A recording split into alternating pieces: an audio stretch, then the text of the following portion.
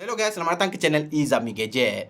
So, tempoh hari kita ada reviewkan sebuah laptop gaming daripada MSI iaitu MSI Katana GF66 di mana dia ada dengan spesifikasi seperti Intel i7, Nvidia 3050 Ti dengan tanda harga RM4,999,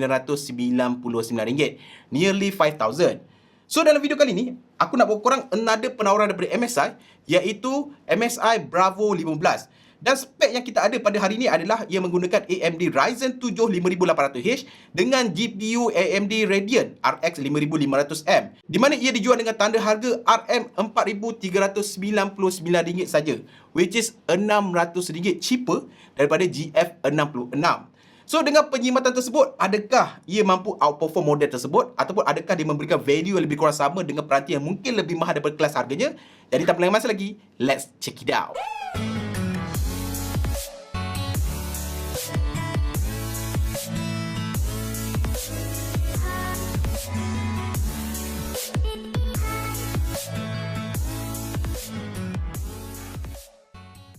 So, first thing first, kita berbicara pasal design ataupun rupa bentuk luaran dia.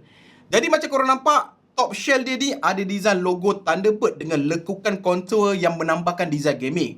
So far tak ada apa-apa RGB lighting dekat luar ini, menjadikan dia adalah sebuah laptop gaming yang sangat-sangat minimalistik, yet still nampak garang dekat situ. Dekat bahagian bawah pula, kalau korang tengok, design dia sama macam GF66 yang lepas, di mana terdapatnya design seperti honeycomb dekat bawah ni untuk dia punya cooling system yang menyerlahkan dua kipas dengan sistem 6 pipe dekat dalam ini. Selain daripada itu, terdapatnya juga 4 padding getah untuk grippiness dekat 4 sudut dekat bawah ini dan juga 2 button speaker kiri dan kanan dekat bahagian hadapan sikit. So far, aku nampak tiada apa-apa tempat untuk easy swapping macam korang nak tukar RAM ke ataupun nak tukar NVMe ke.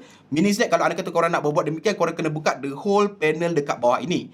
So far dekat bawah ni macam korang nampak typical MSI punya design, nampak gaming dia dekat situ. Dekat bahagian belakang pula korang boleh nampak adanya dua exhaust seperti mana yang ada pada laptop-laptop MSI gaming yang lain, di mana bagi aku dekat sini menampakkan design dia yang nampak lebih garang dan juga yet still practical. Dekat bahagian depan pula tidak terdapat apa-apa, hanyalah tempat untuk korang membuka lid atas laptop ini. Dekat bahagian kiri, bahagian port yang pertama korang boleh nampak terdapatnya Pearl bagai port, di mana first thing first korang akan nampak power port ataupun AC input dia. Selain daripada itu korang dapat another exhaust heat punya ventilation, USB A 3.2 dan juga USB A 2.0. Itu saja dekat bahagian sebelah kiri. Dekat bahagian sebelah kanan pula terdapatnya LAN port RJ45, full size HDMI yang support untuk 4K 60fps, USB Type-C 3.2, USB Type-A 3.2 dan juga audio jack combo. Dari segi external design, aku boleh katakan memang nampak rupa dia bulky solid seperti sebuah gaming laptop daripada MSI, cumanya lebih ke arah minimalistik. Dan dari segi berat pula, dia hanyalah seberat 2.35kg, which is a bit lighter daripada GF66 yang lepas. So, bila mana korang buka je dia punya top lid ni, korang akan dipaparkan oleh paparan sebesar 15 inci, webcam, keyboard serta touchpad yang kita akan bicara lebih mendalam dekat bahagian masing-masing nanti. Overall, build quality, design wise, aku boleh katakan memang sangat-sangat solid. This laptop korang tak nampak dia creaking ke nampak murah. This is a bulky yet still solid gaming laptop. Now berbicara pasal display ataupun paparan. Jadi macam korang nampak, ini adalah paparan untuk MSI Bravo 15, di mana ia ada dengan spesifikasi seperti paparan bersaiz 15 inci, Full HD dengan IPS LCD punya panel, 60Hz dengan matte coating bagi mengurangkan silau ketika menggunakan. Actually, kalau korang tanya pada aku, this time around, nothing too fancy about this Bravo 15 punya display.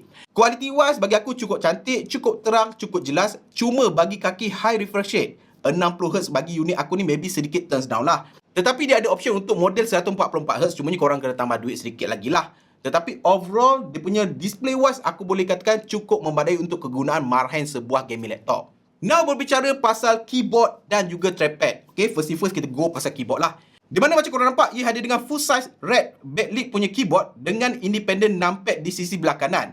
Backlit-nya pula mempunyai 3 level kecerahan yang bagi aku agak munasabah dan agak terang. Dari segi travel, ketika menaip cukup memuaskan dengan 1.7mm travel distance. Dan macam biasa, ia juga hadir dengan metal shielding untuk pengalaman menaik yang lebih imersif dan juga sedap ataupun gaming yang lebih imersif.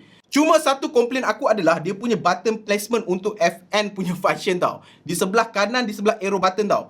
Which is dalam kebiasaan aku, FN button ni aku lebih biasa di sebelah kiri untuk aku nak pairingkan dengan combo figure button dekat atas ni. Tetapi kat sini dia agak janggal tau. Jadi itu saja. The rest of the keyboard aku boleh katakan sangat-sangat praktikal. Dari segi trackpad pula, macam korang nampak, aku boleh katakan dia punya trackpad ataupun touchpad dia tu cukup besar, cukup sensitif. Kalau korang nak swiping, scrolling memang terasa smooth dan juga super sensitif. Cumanya, again, kedudukannya sama macam GF66 yang lepas, sedikit ke kiri. So, dalam penggunaan butang ASWD ketika menaik ataupun main game, palm aku ni akan terletak di atas trackpad. So, kadang-kadang dia agak mengganggu. So, kalau anda kata aku nak gunakan tanpa gangguan, aku kena turn down fungsi trackpad ni, barulah aku dapat gunakan keyboard tanpa gangguan. Tetapi overall, dari segi keyboard dan juga trackpad dia ni, sama macam GF66 yang lepas, so far so good. So, now bercerita pula pasal speaker ataupun audio. So, macam korang nampak tadi, dia mempunyai setup dua stereo speaker tetapi dekat bahagian bawah, bottom firing dan juga ke hadapan sedikit.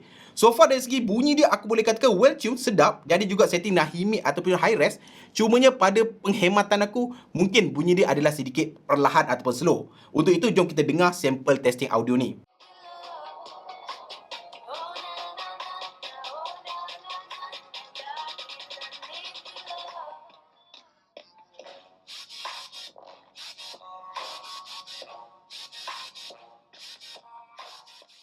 So, macam mana? Agak perlahan kan? Sebab apa tau? Bagi aku, sebuah gaming laptop harus ada dengan setup atau pair of speaker yang padu dan juga kuat.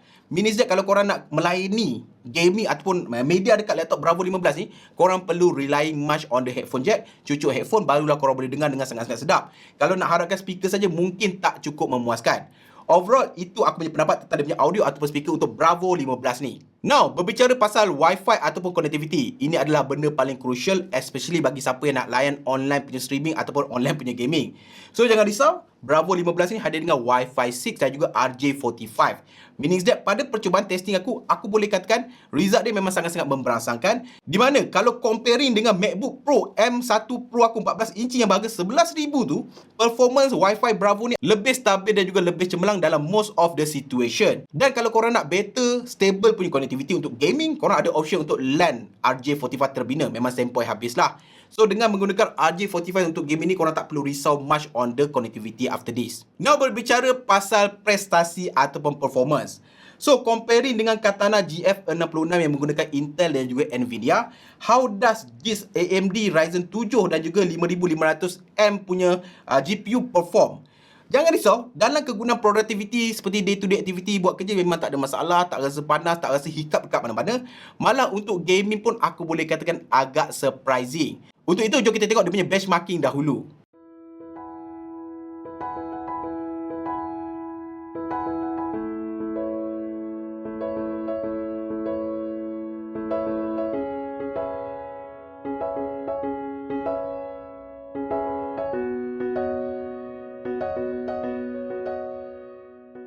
So, macam mana? Even though dalam most of the benchmarking punya result, kalau compare itu GF66 yang lepas, korang boleh tengok result ataupun link dekat bawah, most of the situation dia punya markah tu adalah sedikit rendah berbanding GF66. Tetapi surprisingly, ketika bermain game in the real life, aku boleh katakan, aku test main game Forza Horizon 4. Aku dapati bahawa game tersebut boleh dibuka tanpa apa-apa warning graphic limitation dan game dapat disetting secara default pada medium setting of graphic. Korang boleh naikkan kepada highest ataupun ultra comparing to low setting secara default pada GF66 yang lepas. Dan permainan adalah sangat-sangat smooth tanpa ada apa-apa crash ataupun force close gap. Cumanya aku notice bahawa kipas ataupun sistem penyejukan yang ada pada Bravo 15 ni dia mudah trigger dan mudah max out loud walaupun belum heavy load lagi tau. Even sometimes tak gaming pun kita boleh dengar kipas dia tu macam turns on tau, dan bunyi dia tu boleh didengari dan agak noticeable. Tetapi selain daripada itu, performance wise, productivity wise, aku boleh katakan well perform for the price yang dia offer untuk model ini. So overall, apa aku boleh rumuskan adalah apa yang ditawarkan oleh MSI Bravo 15 untuk kali ini adalah memang sangat-sangat kena dengan tanda harga dia.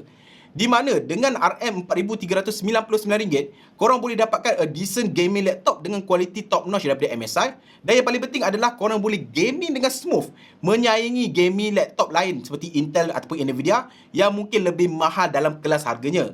So, bagi aku memang sangat-sangat boleh dikatakan easy to be recommended lah. Alright, so again kalau anda kata korang nak dapatkan seketa 2 laptop MSI Bravo ni ke ataupun apa-apa laptop MSI, korang boleh dapatkan dekat link dekat bawah. Dan kalau anda kata korang suka video-video macam ni, korang boleh support aku dengan tekan butang subscribe kat bawah. Dan loceng kat sebelah dia, dan sampai bertemu lagi di video akan datang. Macam biasa guys, Assalamualaikum. Ciao.